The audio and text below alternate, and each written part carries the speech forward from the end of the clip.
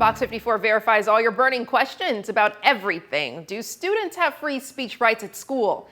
How are missing persons cases handled? See what Fox 54 verified this week. Two Madison City School principals sent letters home to families this weekend warning students about potential consequences if they participate in this week's planned walkout to protest ICE. It's left many students and parents wondering if students are actually protected under the First Amendment when they protest, or if schools can punish them for walking out. Let's verify.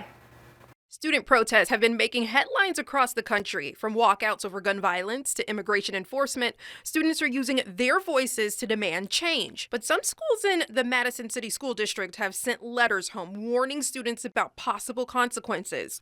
So, are student protests protected under the First Amendment? Let's verify. Our sources are the U.S. Supreme Court, the American Civil Liberties Union, and local attorney Eric Artrip, who specializes in First Amendment rights. Here's what Eric had to say. Student-led protests and student speech in general is protected, generally speaking, under the First Amendment to the U.S. Constitution.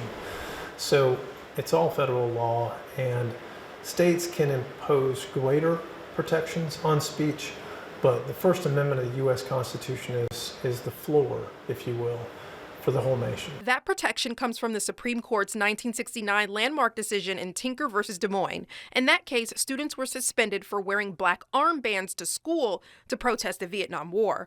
The court ruled that students do not, quote, shed their constitutional rights to freedom of speech or expression at the schoolhouse gate, end quote.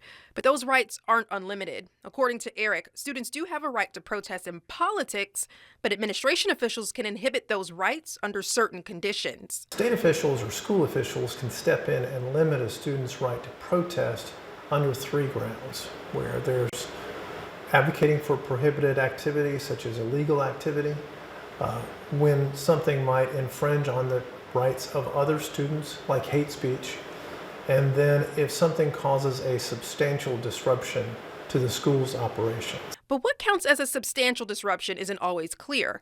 Eric says it often comes down to the view of the federal judge hearing the case. Now, here's where walkouts get complicated. According to the American Civil Liberties Union, a school walkout is not considered the same type of speech as wearing a political slogan. Schools may take corrective action if students miss school without an excused absence, even if they were participating in a political protest. So while students have the right to protest, they don't have the right to skip class without consequences. But here's the critical part. Schools cannot discipline students for a walkout more harshly than for other unexcused absences. What that means in practice, if a student would get detention for skipping class to go to the mall, they can get detention for skipping class to protest. But the school can't give a harsher punishment just because they disagree with the protest message. The punishment has to be the same as any other unexcused absence, regardless of what the students are protesting about. So we can verify that yes, student protests are protected under the First Amendment, but schools can still discipline students for missing class as long as those consequences are applied fairly and don't discriminate based on the message of the protest. If you have something you want us to verify, text us at 256-382-2692. Today is National Missing Persons Day, a time to raise awareness about the thousands of people who go missing across the country every year. While most missing persons cases are resolved quickly, some families wait days, months, or even years for answers. You've probably heard that you have to wait 24 hours before you can report someone missing. But is that actually true? Let's verify. When someone you love goes missing, every minute counts. Waiting a full day to call law enforcement could delay searches, alerts, and crucial investigations. In Alabama, there are special rules for elderly adults, people with dementia or autism, and other vulnerable individuals, making it even more important to know when and how to report. But can you report someone missing right away? Or do you have to wait 24 hours? Let's verify. Our sources are the Code of Alabama and the Alabama Law Enforcement Agency. Here's what we found. According to Aaliyah, when a person goes missing, local law enforcement should be contacted immediately. For vulnerable populations like elderly adults, people with dementia, autism, or other mental or physical disabilities, Section 2619A4 of the Alabama Code allows caregivers to provide statements confirming the individual's condition. This ensures searches and alerts can begin immediately, even if the person cannot advocate for themselves. Officers trained in handling missing persons with these conditions may also be deployed to assist, speeding up the response. But this doesn't mean people not included in vulnerable populations have to wait. According to Section 26195, any law enforcement agency receiving a missing person complaint must immediately prepare and send a report to the Alabama Center for Missing and Exploited Children. And in Alabama, anyone, whether it's a family member, friend, or caregiver, can report someone missing. That report should include the person's full legal name, date of birth, and a complete physical description, including height, weight, hair, and eye color. Any distinguishing features like scars, birthmarks, or tattoos. Details about the disappearance, including the last known location and the time they were last seen or heard from. A description of the clothing they were wearing, and if they have a car, its make, model, color, and license plate number, and information about their phone, friends, and known hangouts. Once the report is filed, searches can start and alerts can be issued without delay, giving investigators the best chance to locate your missing loved one. According to Aaliyah, once the report is filed, they will determine whether the situation qualifies for an alert through ACMEC, including Amber Alerts for abducted children, missing and endangered persons alerts for vulnerable individuals, and other alerts. So we can verify that no, you do not have to wait 24 hours to report someone missing in Alabama. Calling right away helps law enforcement respond fast and use every resource to find the person safely. Student-led protests against ICE are happening around the world and right here in North Alabama. As current events make their way into classroom discussions, some parents are wondering, what are the rules? Is it legal for teachers to share their political views with students in Alabama? Let's verify. With student walkouts happening all across the country over immigration enforcement, politics are front and center in schools. So what are the rules? Can teachers legally share their political views in the classroom? Let's verify. Our sources are the Alabama State Board of Education, the Alabama Department of Education, and the Alabama Code. Here's what we found. Alabama law does not specifically prohibit teachers from expressing political opinions in the classroom. Teachers have First Amendment rights, and discussing politics is often part of teaching subjects like history, civics, and government. But there are professional boundaries. The Alabama Educator Code of Ethics requires teachers to maintain professional conduct and not, quote, intentionally distort or misrepresent facts, end quote. The Alabama Course of Study requires teachers to help students, quote, examine multiple perspectives on political and social issues, end quote.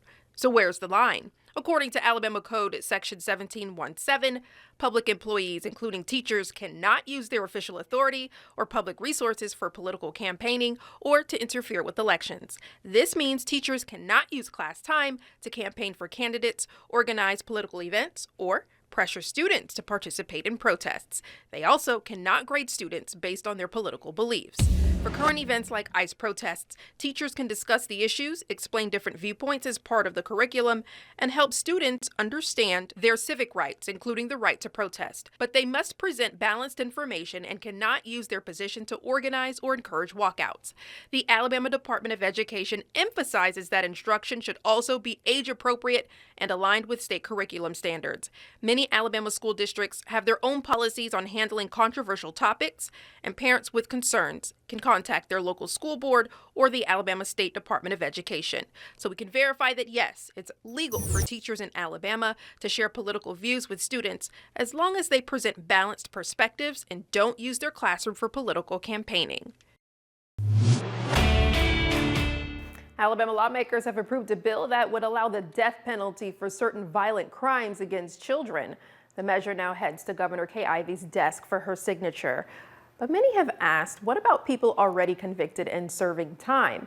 Could they face this new punishment? We verify. The Alabama Senate passed House Bill 41, which would make rape and sodomy of a child under age 12 punishable by death. The bill now heads to Governor Kay Ivey, who has already expressed strong support for the legislation. But many are asking, can this new punishment be applied to people already convicted and serving time in Alabama prisons? Let's verify. Our sources are the U.S. Constitution, the Cornell Legal Information Institute, and the Congressional Research Service Constitution. Here's what we found. The U.S. Constitution has a specific protection against this. Article 1, Section 10 says no state can pass what's called an ex post facto law. In other words, if someone has already been convicted and sentenced, the government cannot go back and increase that punishment later. Back in 1798, the Supreme Court laid out the rules in a case called Calder v. Bull. One important takeaway, punishments can't be increased after a crime has been committed.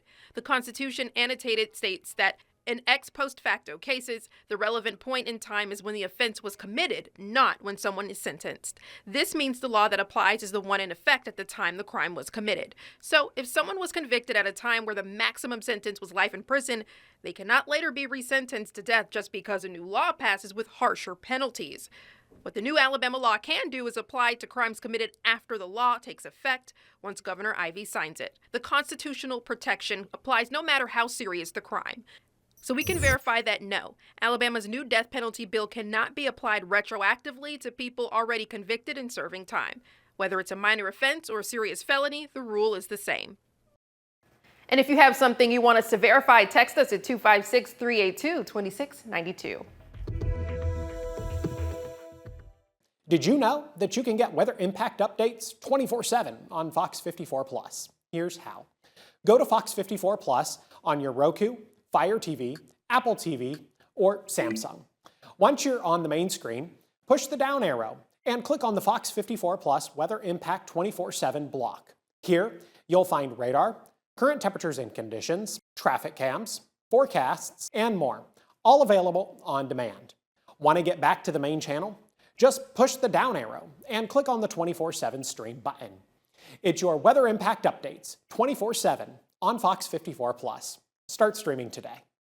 Fox 54 Plus has your news, sports, and weather. Start your evening with Fox 54 at 5:30, delivering the latest headlines and live reports straight from the scene.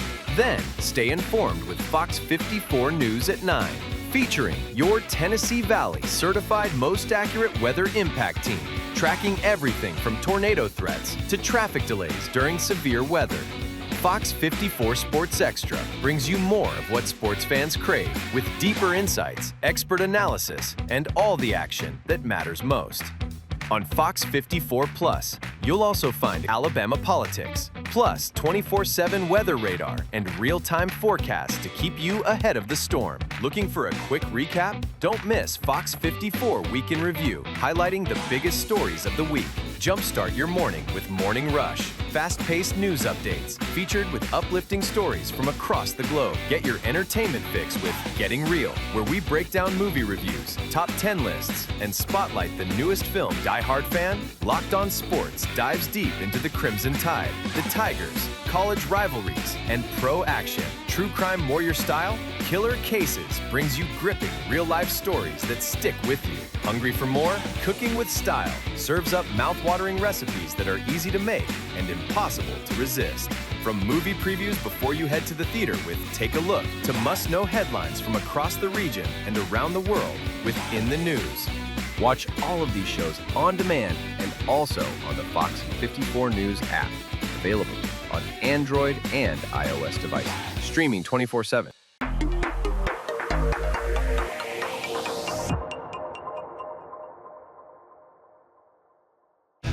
There's more to Fox 54 Plus with the Locked On Podcast Network. From the Tide to the Tigers, from college teams to pro, the Locked On Podcast Network gives you insights and analysis you just can't find anywhere else. These kids, they want to play. But I don't think so. I think it was Chad Baker-Mazara. Locked On Sports, streaming every day of the week and right here on Fox 54 Plus.